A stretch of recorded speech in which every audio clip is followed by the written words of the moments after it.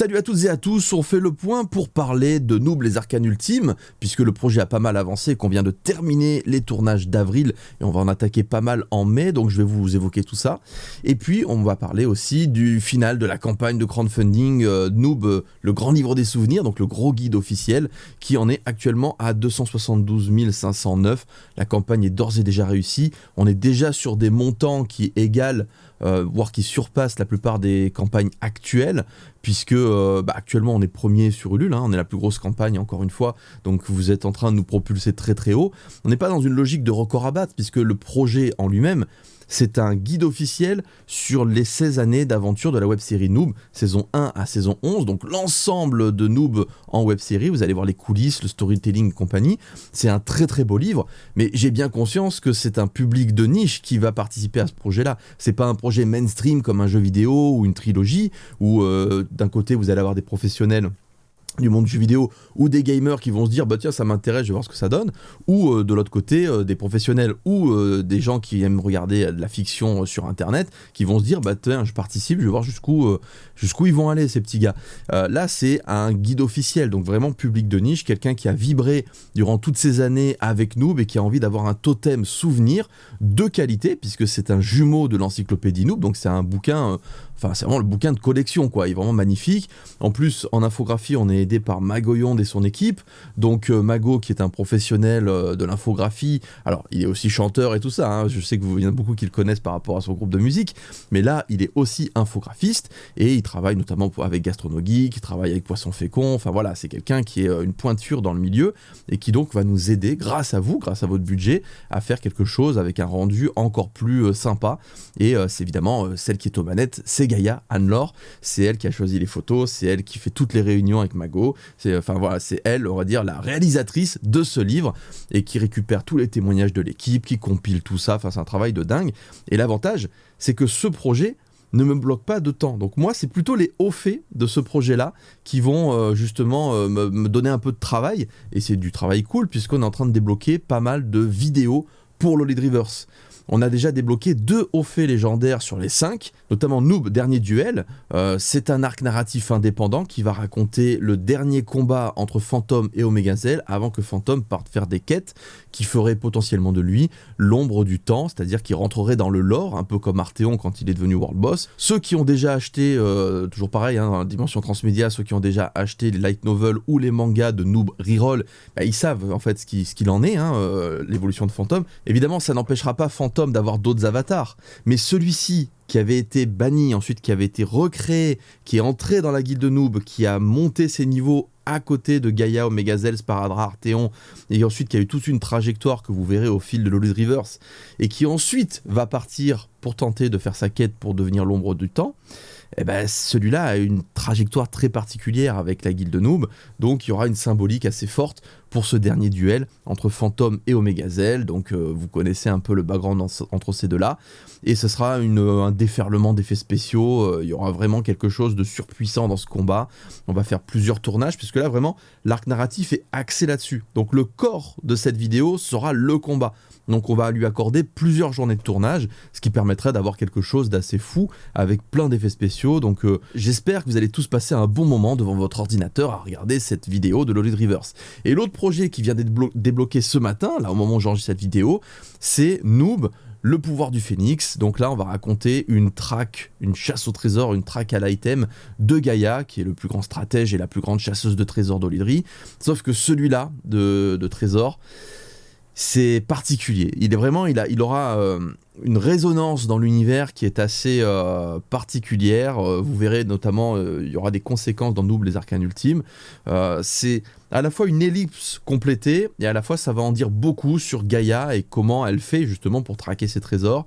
On va voyager en Olydri, on va avoir des énigmes, on va avoir des combats, des donjons, des trucs comme ça. On va vraiment entrer dans l'univers du MMO via la manière de jouer de Gaïa. Ce qui est bien avec le Drivers, c'est que maintenant, comme on fait plus de narration linéaire, où on part d'une saison 1, on va jusqu'à une saison 11, avec tout le monde qui a un peu son moment à lui, et puis à la fin, on n'a pas vraiment travaillé un personnage, on a un peu travaillé tout un tas de groupes de persos, ce qui est une autre façon de faire qui est très bien, moi ça m'a plu, et puis le succès que Noob a rencontré, c'est avec cette formule-là, cette formule linéaire.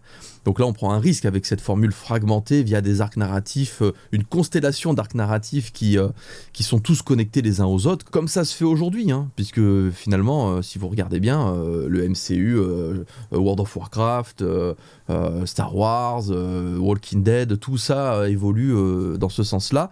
Et moi, j'avais envie d'évoluer dans ce sens-là parce que je me sentais un petit peu bloqué dans ma narration linéaire. Et puis 11 saisons, même les plus grosses licences professionnelles, au bout de 11 saisons, en général, c'est le moment où ils arrêtent, hein, si ce n'est avant, tu vois. Donc voilà, c'est quelque chose... je suis très heureux d'avoir bien fini Noob, avec la pleine puissance, plein de motivation. Vraiment, cette saison 11, j'ai donné une année complète de ma vie dans ce projet-là, sans compter tout ça, parce que je savais que j'étais bloqué pour Noob les Arcanes Ultimes, puisque les costumes étaient en cours de création.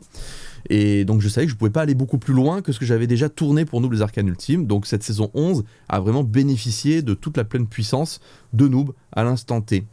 Donc là, je suis très content d'avoir terminé, ce qui nous amène justement au projet du guide officiel, puisque ça y est, on a fini les saisons numérotées de Noob, donc on peut faire un beau livre souvenir, un totem qu'on pourra mettre dans nos collections avec ce beau bouquin. Et donc, via le crowdfunding et les hauts faits, eh ben, on étoffe justement Loaded Rivers, on le construit petit à petit, sachant qu'aujourd'hui, Loaded Rivers peut s'arrêter à tout instant, c'est-à-dire qu'on peut tout à fait honorer les projets de ce crowdfunding-là, puis ne plus continuer Loaded Rivers.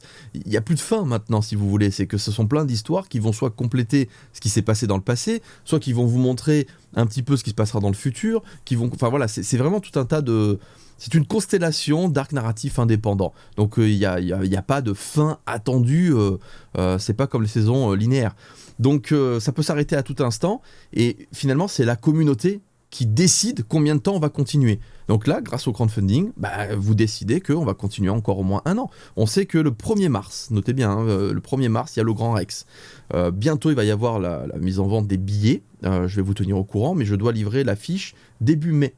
Je vais vous parler un petit peu, là on va un petit peu là en train de faire la transition vers Noob les Arcanes Ultimes. Là on a parlé du crowdfunding, donc passons au Noob les Arcanes Ultimes. Le 4 mai, il y a un gros tournage, il y a un tournage clé, c'est un tournage contrib en plus, donc certains d'entre vous seront à nos côtés. C'est une des scènes les plus importantes de Noob les Arcanes Ultimes. Donc là vraiment ça va être assez dantesque comme tournage. Et ce jour-là, j'aurai beaucoup d'acteurs de Noob qui seront présents avec les nouveaux stuffs, puisque je vais encore avoir la livraison d'un stuff le 4 mai, ça sera celui de T-Man. On vient d'avoir celui d'Emdal. Donc vous voyez, on est encore en train de recevoir des stuffs, alors qu'on on arrive bientôt au milieu de l'année 2024 et que le Grand Rex c'est l'année prochaine. Donc ça a été assez compliqué justement de tout articuler la pré-production pour pouvoir se lancer de manière concrète. Mais ça arrive petit à petit, donc ma réécriture du scénario en m'adaptant à toutes les contraintes, plus l'arrivée des costumes, fait que c'est de plus en plus rapide finalement, et il vaut mieux parce qu'il y a des cigales qui arrivent, la chaleur, la fermeture des massifs forestiers pour risque d'incendie, il y a tout un tas de choses, mais là aussi on a anticipé, je vais vous en parler. Donc le 4 mai, gros tournage.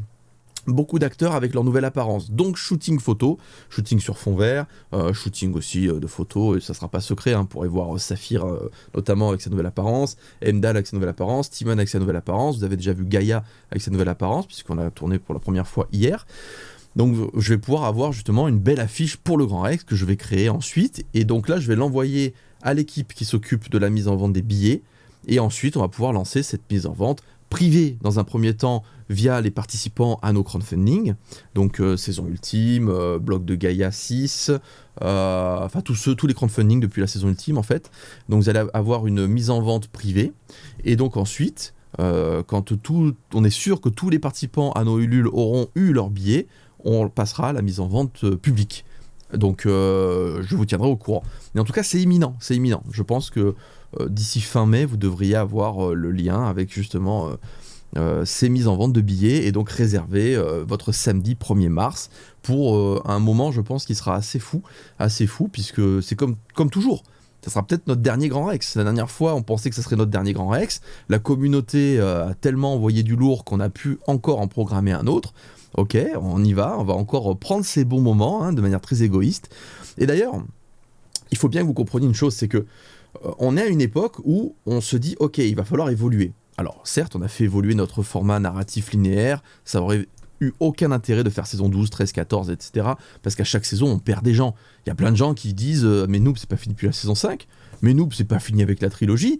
Et donc, il y a beaucoup de gens qui s'arrêtent de regarder Noob. Et je comprends, puisque moi, je fais pareil pour les séries pro. J'ai pas réussi à aller au bout de Lost, parce qu'à un moment donné, il y a des trucs qui font que Lost, j'avais arrêté de regarder, donc j'ai pas vu jusqu'à la fin. Et puis, un jour, je vais peut-être m'y remettre. Mais voilà, à chaque fois, je me dis, je vais peut-être m'y remettre. Vous avez vu comme c'est vieux Lost. Et je suis encore en train de me dire qu'un de ces quatre, je vais regarder.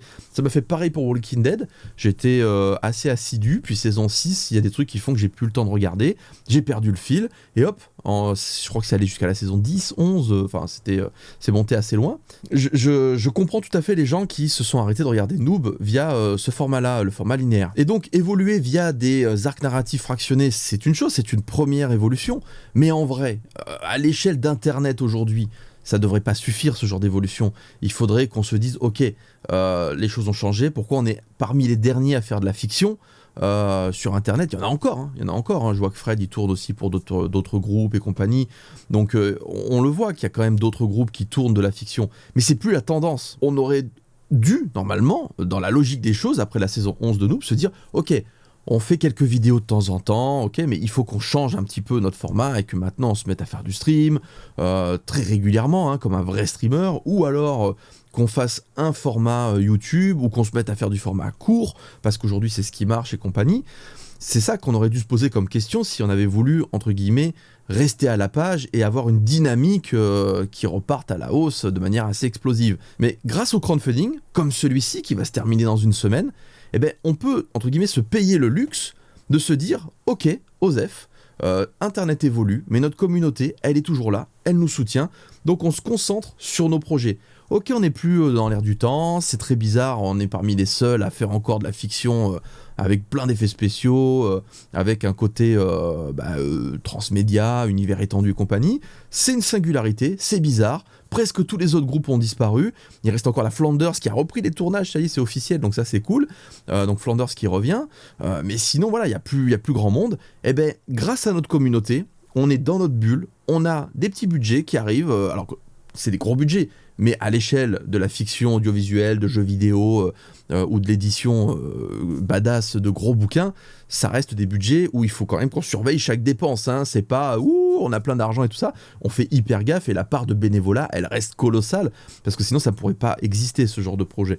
Donc on a nos budgets qui suffisent et qui nous permettent de continuer très égoïstement à vivre ce rêve-là, tous ensemble. Ok, très bien, cette année, on va continuer à tourner. Tant pis, si jamais Internet évolue, on reste dans notre ligne droite grâce à notre communauté. Donc on va écrire nos prochains bouquins, on va tourner nos prochains arcs narratifs en vidéo, on va se faire un Grand Rex tous ensemble, on va couvrir ça avec... on va tout filmer, hein, et on va faire un beau reportage sur le Grand Rex.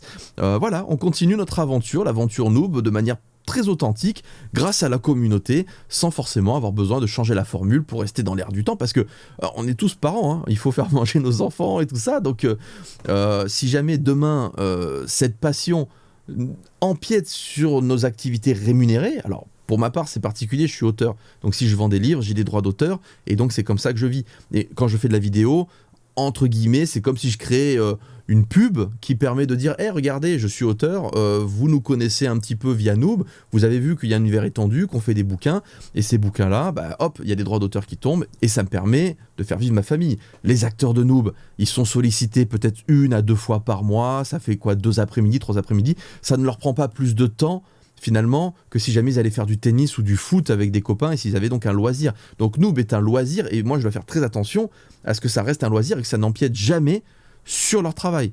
Et quand on peut, évidemment, il y a des petites rémunérations. Par exemple, quand on fait le stream Regain, on a un petit sponsor avec Grille au Bois. Ok, dans ce cas-là, ceux qui viennent, ils ont un petit cachet et compagnie. Donc on essaye de fonctionner en bonne intelligence.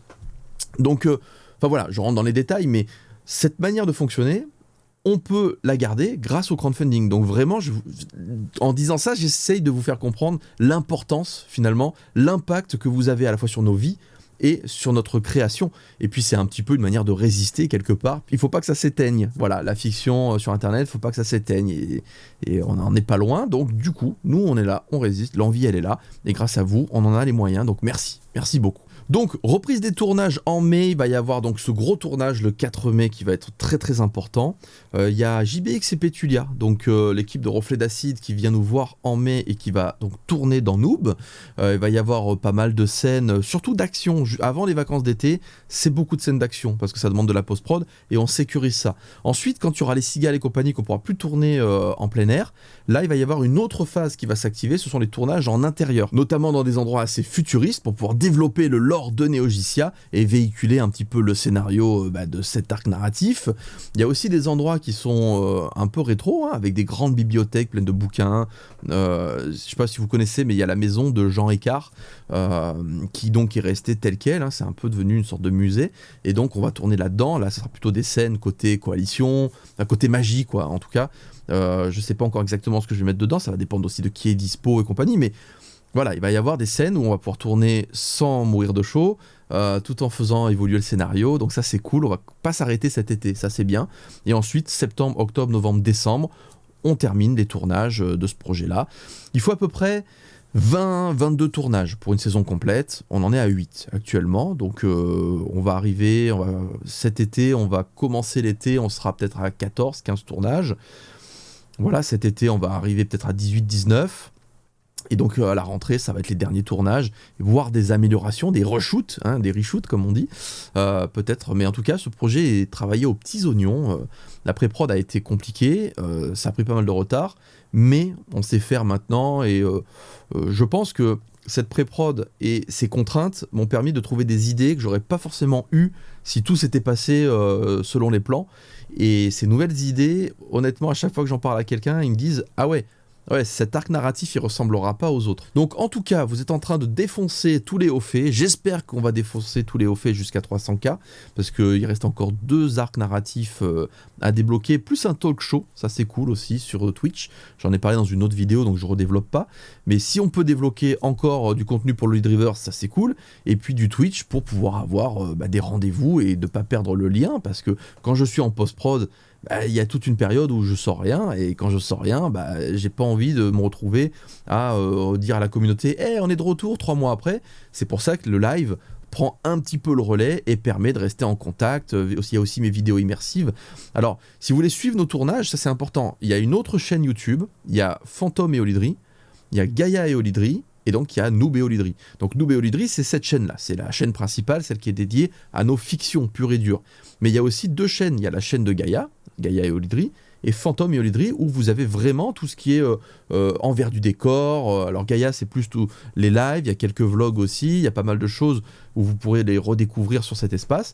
Et moi, c'est les coulisses de tournage, donc vous verrez, on a tourné par exemple dans un grand observatoire astronomique, avec des télescopes géants, enfin c'était un truc de dingue. Là, vous avez tout le tournage tout le tournage, il n'y a aucun spoil, puisque je ne montre aucune prise de vue avec les acteurs pendant qu'ils jouent.